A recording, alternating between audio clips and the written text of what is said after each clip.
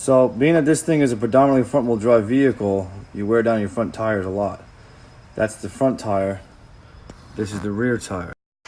So to extend the life of the tires, we're going to put the good tire on the front because all your braking and power is from the front, and we're going to put the crummy tire on the rear because they don't really do much. Being that this thing is an electronically controlled all-wheel drive, you don't really have four-wheel drive here. You've got 60 to 80% of your power up front, and then the rest of the power, if any, goes to the rear. So these rear tires just kind of hanging around, getting pulled around. All that work is getting done by the front pair.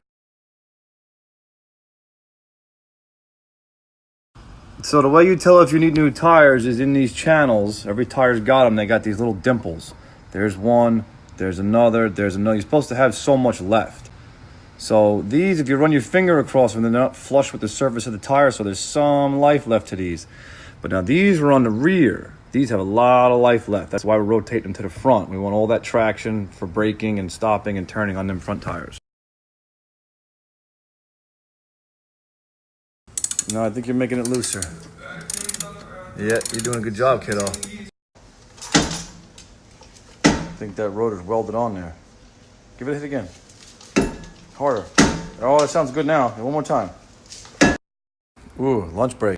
All right, take that rotor off. Look how much rust came off that rotor, man. Those rotors are shot.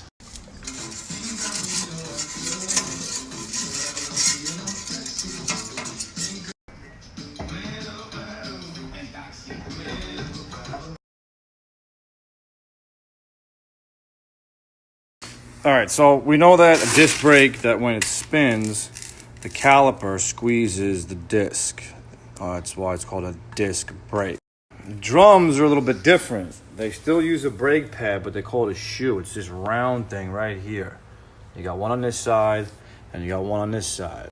So back in the day, like in the 60s, 70s, even the 80s, even today, some cheap cars use these because it's just a cheaper type of brake system. So these shoes would expand when you step on the brake, and they would come and rub on the inside of the rotor, expanding like this to try and slow the car down. So on my wife's car, they use that as the parking brake or the e-brake. Either you step on that or you pull a lever. And it's like a bicycle cable. You pull it and it won't let go until you let go.